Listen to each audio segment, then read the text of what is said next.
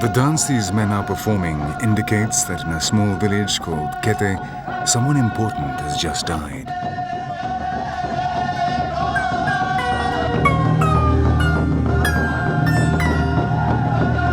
Now his relatives must organize very complicated and very expensive funeral rites, which will mark the return of the deceased to the world of his ancestors.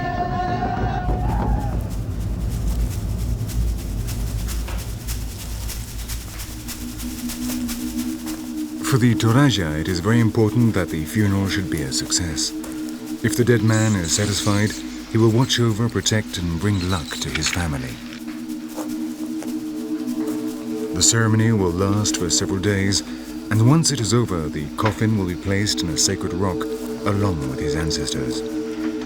But before that moment arrives, the family must build a city, sacrifice over 40 buffalo, and welcome and entertain over 2,000 guests in a ritual which is unique in the world.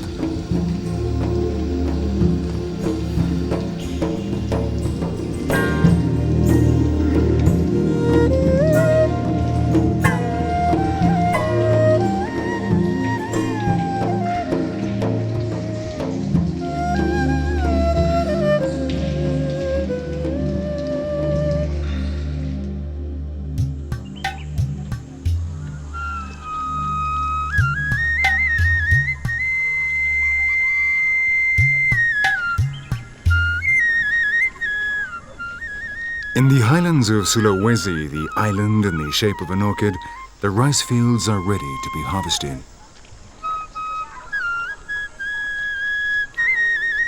For centuries, this has been the home of the Toraja, an Indonesian ethnic group structured in a very hierarchical society and ruled over by nobles called puangs.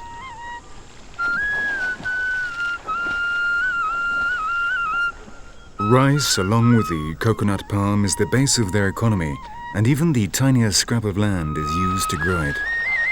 For centuries, they have gradually sculpted terraces along the valleys and mountains, creating in the process one of the most beautiful landscapes in Asia.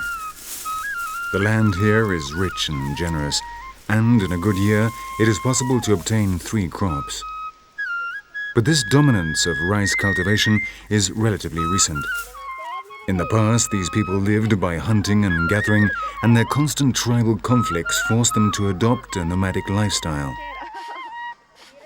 But with the arrival of the Dutch Empire, peace returned to the island, and its inhabitants began to settle and cultivate the land.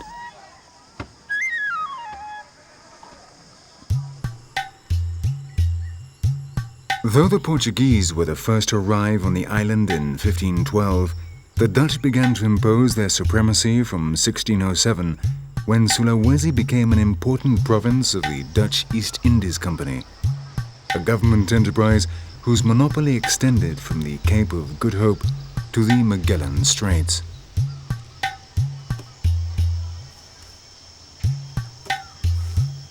These companies were created in Western Europe during the 17th and 18th centuries in order to exploit trade with Asia, and the most important of them had deeds of constitution granted by their respective governments, which authorized them to acquire territories and exercise government functions over them.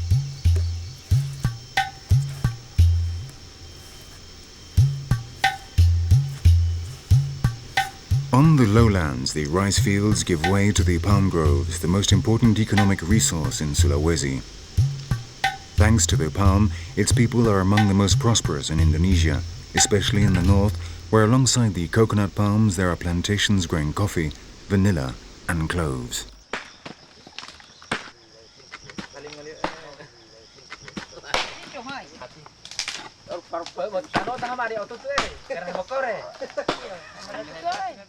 The possibilities these trees offer the inhabitants of the island are almost unlimited. They eat the flesh of the coconut and drink the milk. They use the wood of the trunk to build their houses. The palm leaves serve to make roofs, hammocks, baskets, and ropes.